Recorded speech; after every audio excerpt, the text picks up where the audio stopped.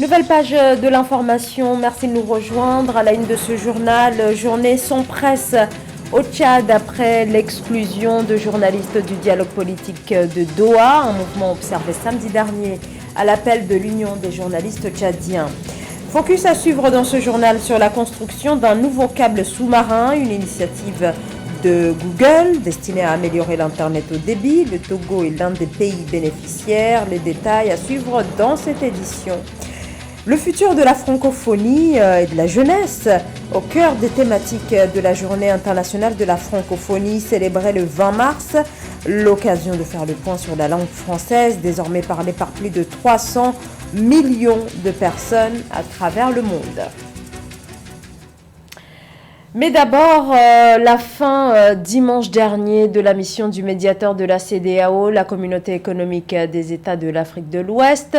L'ancien président nigérian, Goodluck Jonathan, qui a quitté Bamako après une visite de 2 jours, mais sans obtenir des généraux au pouvoir, une date pour l'organisation des élections devant aboutir au retour du pouvoir aux civils.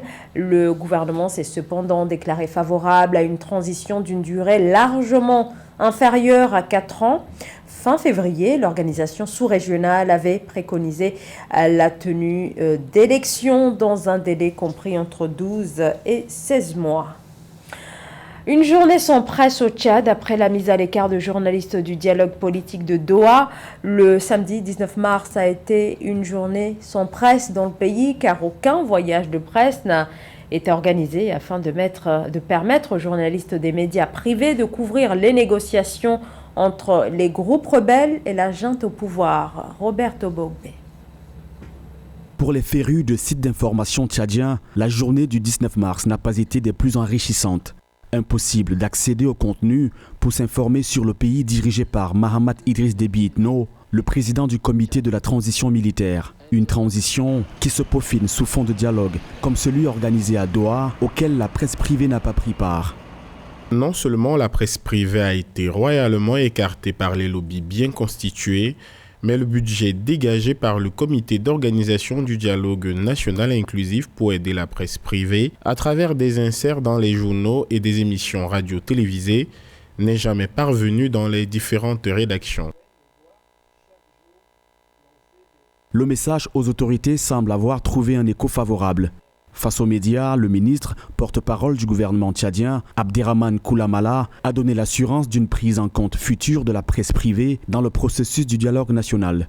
Je comprends le fait qu'ils interprètent très mal cette absence de Doha. Nous avons mis en place une petite coordination entre le ministère et les patrons de la presse privée afin que je puisse faire les démarches pour que le reste du processus puisse bénéficier à la presse privée et qu'il puisse assister au reste du processus dans la mesure du possible.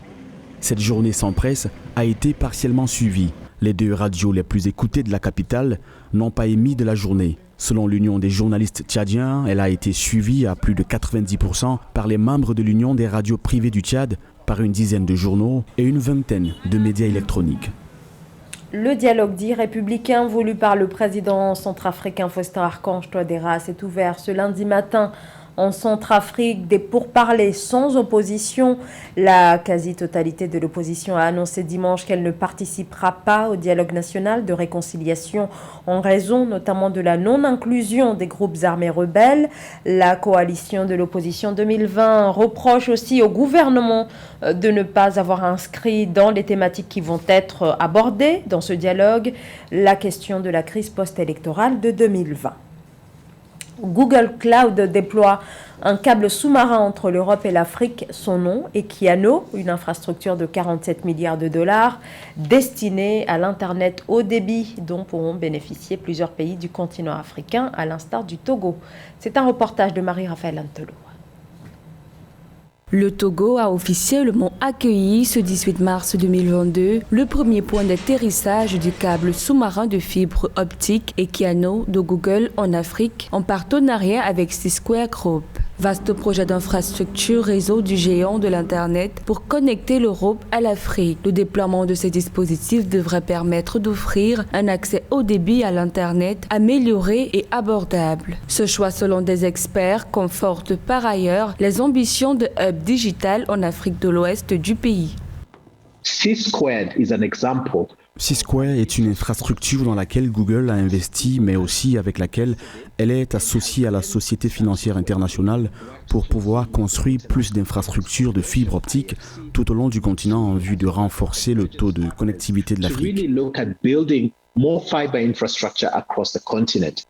Le déploiement de ce câble de dernière génération est une réponse aux exigences de la stratégie togolaise de transformation numérique déclinée dans la feuille de route gouvernementale 2020-2025, celle de garantir la souveraineté numérique et de s'affirmer comme un hub numérique de premier ordre dans la sous-région ouest africaine. Le dispositif constitue ainsi un instrument essentiel et stratégique dans la réalisation des projets ambitieux de digitalisation au Togo.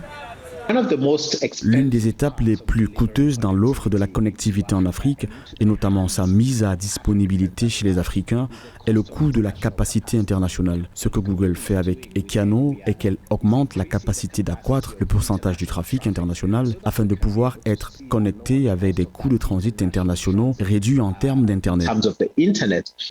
Selon les autorités togolaises, le déploiement de cette infrastructure devrait permettre au pays de se doter d'une bande passante 20 fois supérieure à celle de tout autre câble existant en Afrique de l'Ouest et de réduire le coût des données de plus de 14% d'ici à 2025. Rappelons que le câble sous-marin Equiano de Google était initialement prévu d'arriver d'abord au Nigeria. Dans l'actualité également, l'ouverture à Ségou des travaux de l'Assemblée consulaire de la Chambre de commerce et d'industrie du Mali.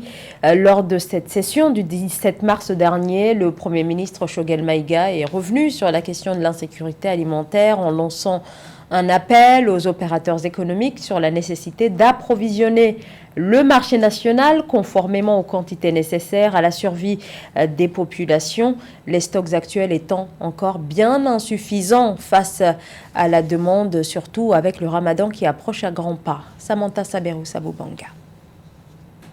Lors de l'ouverture des travaux de l'Assemblée consulaire de la Chambre de commerce et de l'industrie du Mali, qui s'est tenue jeudi 17 mars 2022 à Ségou, le chef du gouvernement malien, Choguel Kokala Maïga, a lancé un appel aux opérateurs économiques à travailler à l'approvisionnement régulier du pays en produits et denrées de première nécessité. Le Premier ministre malien a exhorté les opérateurs économiques, en leur qualité de soldats de l'économie, à plus d'engagement patriotique afin que le Mali renoue très rapidement avec un climat de sécurité. Donc l'appel du Premier ministre s'inscrit dans le fait que c'est un appel à la responsabilité des opérateurs économiques maliens. Voilà, il faut déjà le rappeler, depuis le déclenchement de l'embargo le 9 janvier 2022, nous assistons bien souvent à des spéculations liées parfois à des causes qui ne dépendent pas essentiellement de cette fermeture des frontières en tant que telle. La situation mondiale caractérisée par l'invasion de l'Ukraine par la Russie va, sans nul doute, affecter davantage les prix des produits de grande consommation, a fait savoir Choguel Kokala Maïga. Toutefois, le chef du gouvernement a insisté sur l'importance de la présence en quantité suffisante des denrées de première nécessité sur le marché malien. Donc le Mali est un pays déjà autosuffisant au plan alimentaire.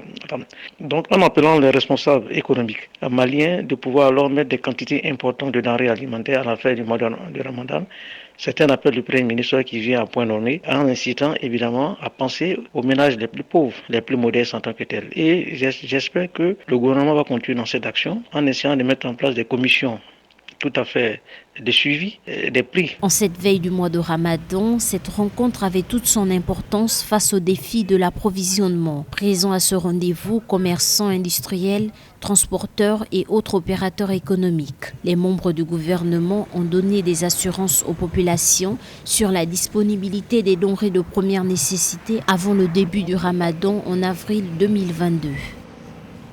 Le programme Women's Activity Award milite en faveur de la promotion de l'entrepreneuriat en zone rurale et de l'autonomisation des femmes du Congo-Brazzaville. Eh bien, au cours de sa 6e édition, Le programme a annoncé l'accompagnement de plusieurs groupements sélectionnés au terme de la campagne nationale. C'est un reportage de notre correspondant au Congo, Deva Pansou. C'est le groupement rural Soleil Transformation du département de la Sangha qui a remporté le prix d'excellence d'une valeur de 500 000 francs CFA de la 6e édition du Women's Activity Award ce vendredi 18 mars 2022 à Brazzaville. Spécialisé dans la pêche, le séchage du poisson, la production du charbon de cuisine et la transformation des fruits, ce groupement a requis des moyens de transport afin de faciliter le déplacement de leurs produits. Vraiment, les lots. Je suis très émue que notre groupement ait remporté le premier prix. Aujourd'hui, je crois que nos activités sont considérées. La preuve, c'est cette récompense. Si on obtient un plus gros bateau, comme nous l'avons requis au FIGA, cela nous permettra de vite transporter notre poisson après la pêche vers le campement et d'éviter son pourrissement.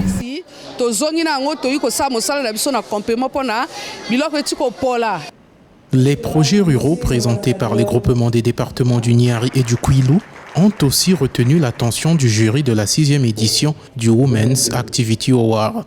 Les organisateurs, dans le but de vouloir développer l'entrepreneuriat féminin dans le milieu rural, sollicitent davantage l'apport des partenaires. Voilà, notre vision c'est ça, on n'est pas négatif, on veut juste essayer d'améliorer ce qui se fait déjà. Le plus important, c'est vraiment de faire qu'elles puissent développer ce qu'elles font. Qu'elles travaillent déjà sur place, qu'elles puissent transformer aussi sur place et qu'elles viennent ici juste pour vendre. Ceux qui veulent voir les choses se faire de façon concrète peuvent se joindre à nous. On va essayer de développer cet entrepreneuriat en zone rurale. Le comité d'organisation du Women's Activity Award a parcouru tous les départements de la République du Congo afin de sélectionner les 10 groupements de femmes actives présents à cette soirée. Notons que cette édition a eu lieu 3 ans après la dernière, en 2019, suite aux restrictions liées à la pandémie de Covid-19 qui a sévèrement secoué le monde. Retour à présent sur la journée internationale de la francophonie qui célèbre chaque année la langue française partagée par plus de 300 millions de personnes sur les 5 continents. Et cette année, l'OIF a décidé de placer la journée du 20 mars sous le thème du futur de la francophonie. Roberto Bogbe. Un français normatif, dilué dans le parler local de Kinshasa à Abidjan, en passant par Conakry, Dakar, Lomé ou encore Yaoundé. Ce qui paraissait choquant pour les puristes de la langue française dès le départ est en passe de s'ériger en norme. Pour les spécialistes et les acteurs du français parlé, il y a un plus à voir la langue française devenir plurielle. Tout est francisé. Non, il faut sortir de cette logique de la francisation de tout. On ne peut pas tout franciser. Pourquoi est-ce que je me sens obligé d'appeler bâton de manioc là où je peux dire bobolo ou alors miando, puisque c'est un gâteau qui est en Afrique, qui est au Cameroun nommé d'une certaine manière. Pourquoi ne pas intégrer des appellations locales dans une langue qui doit accepter ces appellations locales? C'est un élément très important dans le processus d'appropriation de la langue. Mola, je wanda, je m'étonne que dans nos way de francophones, constant les gens raisonnent à le French que les tons. S'il y a un terrain où le français, l'outil majeur de la culture francophone, voit son avenir dessiner ses contours, c'est bien celui de l'art. Un certain type de créateur ne s'encombre pas des codes stricts de la langue de Molière, si souvent inaccessible à la cible qu'elle veut atteindre. Au Cameroun, Kopo, un rappeur bien connu, surfe sur la vague du camphre anglais, au grand bonheur des amateurs de la poésie, du conte et autres arts oratoires et du langage. L'intention à moi, c'est de faire des propositions à la francophonie. J'aime bien le camphre anglais parce que c'est le petit code qui permet aux jeunes de pouvoir se retrouver en ville. Avec le camphre anglais, il n'y a pas de bamileke, il n'y a pas de bassa, il n'y a pas de tribalisme, il y a vraiment l'intégration nationale. Donc c'est le produit de l'ingéniosité, de la créativité de la jeunesse du Cameroun.